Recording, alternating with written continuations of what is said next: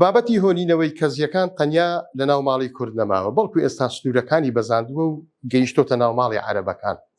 ئەمڕۆ کچەبێژەرێکی عەرەب لە کەناڵی ئەڕابیعەی عێراقی لە ستۆدیۆ کە شوێنی کارەکەی خۆیەتی دەستی بە هۆنینەوەی پرچی کردووە و خەریکی دروستکردنی کەزیە.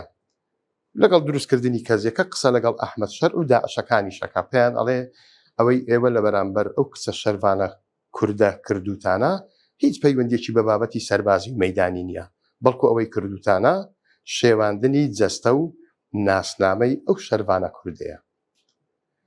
وردە وردە قسە ئەکا تا دێتە کۆتایی و کەزیەکەی تەواو ئەکا. لە دوازار پێیان ئەڵێ کەزی تەنیا پرچ نییە، بەڵکو بۆ ئێمە شەرەف و کەرامەتە.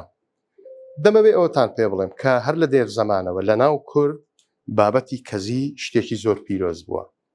باس لەوە ئەکرێت کە کاتی خۆی هەر ژنێک کە براکەی یاخود کە هاوسەرەکەی بەناحەق دەکوژرا یاخود شەهید دەکرا، لە دوای ناشتنی هەردوو کەزیەکەی لێ ئەکردەوە و لەسەر گۆڕەکەی دای ئەنا.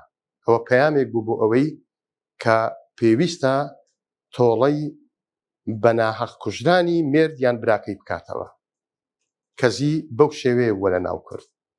ئێستا ئەو چەکدارەی سوپای سووریای عەرەبی لەوانەیە بڵێ چ ناماقولیەکم کرد.